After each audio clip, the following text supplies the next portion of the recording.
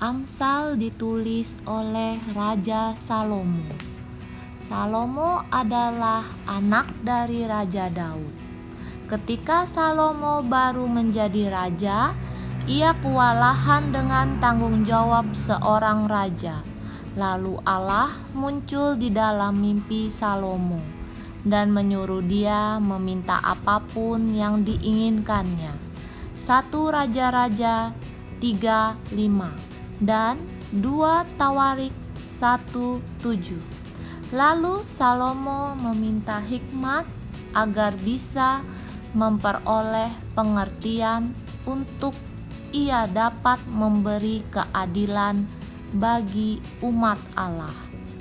1 Raja-Raja pasal 3 ayat 6-9 dan 2 Tawarik pasal 1 ayat 8-10.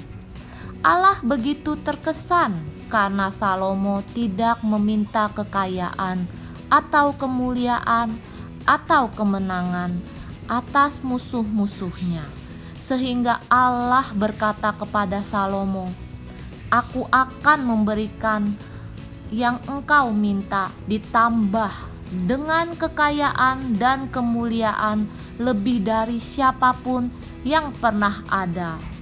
1 Raja-Raja pasal 3 ayat 10-13 dan 2 Tawarik pasal 1 ayat 11-12.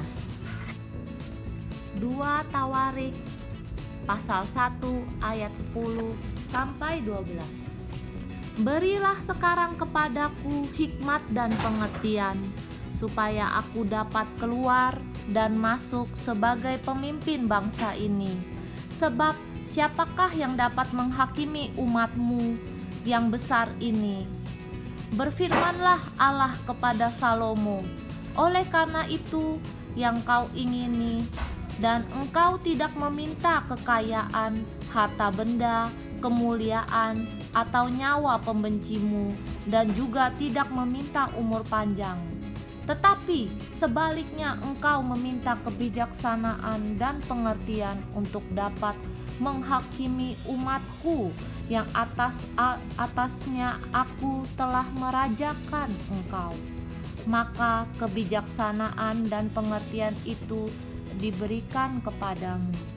Selain itu, aku berikan kepadamu kekayaan, harta benda, dan kemuliaan, sebagaimana belum pernah ada pada raja-raja sebelum engkau, dan tidak akan ada pada raja-raja sesudah engkau.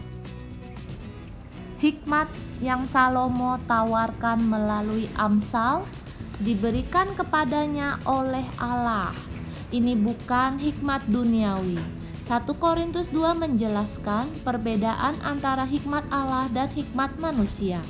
Hikmat dari manusia berujung kepada kefanaan, kesia-siaan. Kita bisa melihat orang-orang yang menggunakan hikmat duniawi, hikmat yang bertentangan sama sekali dengan firman. Inilah yang menyebabkan kerusakan moral masyarakat kita. Kita bisa melihat bangsa kita melakukan hal-hal yang bodoh. Belum lama ini, saya melakukan perjalanan dengan beberapa anak muda yang bekerja untuk saya. Kami pergi ke Berlin dan melihat beberapa hal yang berkaitan dengan Perang Dunia II. Saya ingat saya sering pergi ke Iron Curtain, perbatasan antara Eropa Barat dan Timur selama Perang Dingin tahun 1980-an. Tetapi saya dan beberapa anak muda ini pergi ke Checkpoint Charlie, tempat menyeberang di antara perbatasan tersebut. Sekarang karena sudah menjadi tempat wisata bersejarah, keadaannya sangat berbeda dengan tahun 1980-an. Ketika saya mengunjunginya, saya bercerita mengenai keadaan waktu itu dan anak-anak muda ini mendengarnya dengan kagum. Mereka tidak tahu hal-hal tersebut.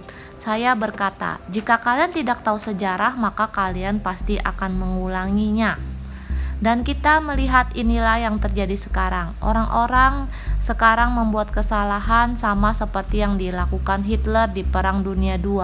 Ketika Hitler berencana menyerbu wilayahnya yang pertama, ia memberikan perintah kepada pasukannya untuk segera mundur jika ada perlawanan sedikit pun. Namun ketika mereka menyerbu wilayah-wilayah tertentu, banyak orang membiarkan mereka lewat begitu saja. Hitler seharusnya bisa dihentikan dari awal. Ada 5 atau 6 kali di mana ia seharusnya bisa dapat diberhentikan sebelum mulai mengambil alih sumber daya dari negara-negara lain dan mulai mengembangkan kekuasaan. Orang-orang zaman sekarang tidak mengerti hal ini. 1 Raja-Raja pasal 4 ayat 29 hingga 32 juga menuliskan seberapa besar hikmat yang diberikan Allah kepada Salomo. Dan Allah memberikan kepada Salomo hikmat dan pengertian yang amat besar, serta akal yang luas seperti dataran pasir di tepi laut.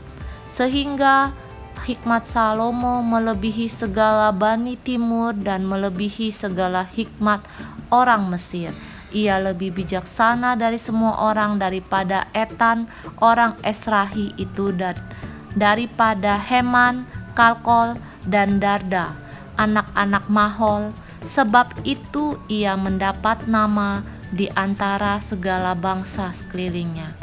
Ia mengubah 3.000 amsal dan nyanyiannya ada 1.005. Salomo mengubah 3.000 amsal. Kitab Amsal hanya berisi sekitar 500 lebih amsal. Jadi tidak semuanya tercatat. Amsal 25 ayat 1 mengatakan bahwa pegawai-pegawai Hizkia menggandakan amsal-amsal ini. Salomo telah menulisnya, tetapi Raja Hizkia yang lahir beberapa ratus tahun setelahnya menggandakannya. Kita perlu mengerti bahwa kitab Amsal ini adalah hikmat ilahi yang diberikan kepada Allah. Amsal didefinisikan sebagai ungkapan pendek tentang kebenaran atau fakta yang terkenal. Zaman sekarang kita mengenalnya sebagai falsafah atau prinsip menjalani hidup. Amsal adalah prinsip yang diberikan Allah yang akan mendatangkan kebahagiaan dalam hidup jika kita berpegang pada prinsip-prinsip tersebut. Amsal-amsal ini dapat mendatangkan sukacita dan kekayaan. Hal-hal yang dicari orang-orang sekarang ini tidak datang dari cara-cara duniawi, melainkan melalui firman Tuhan dan hikmat Tuhan.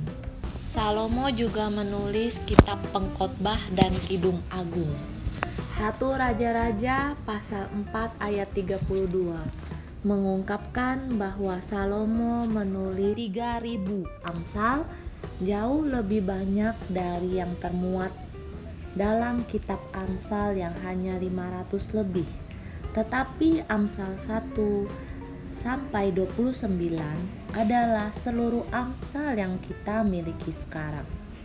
Amsal 30 dan 31 sepertinya ditambahkan ke dalam kitab Amsal Salomo oleh para pegawai Hizkia ketika mereka menggandakan Amsal Salomo.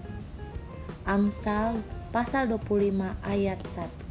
Salomo adalah orang yang paling bijaksana yang pernah hidup, dan oleh karena inspirasi ilahi dari Allah, ia memperoleh hikmat ini. 1 Raja-Raja pasal 3 ayat 12, 1 Raja-Raja pasal 4 ayat 29 hingga 34, dan 2 Tawarik pasal 1 ayat 11 dan 12. Sebuah amsal adalah ungkapan pendek tentang kebenaran atau fakta yang terkenal. Ungkapan ini bermakna lebih dalam daripada kelihatannya. Ini adalah kebenaran yang tidak tergantikan, yang tidak mengenal waktu dan budaya, dan harus digunakan sebagai patokan untuk perbuatan dan kepercayaan oleh setiap kita sekarang ini.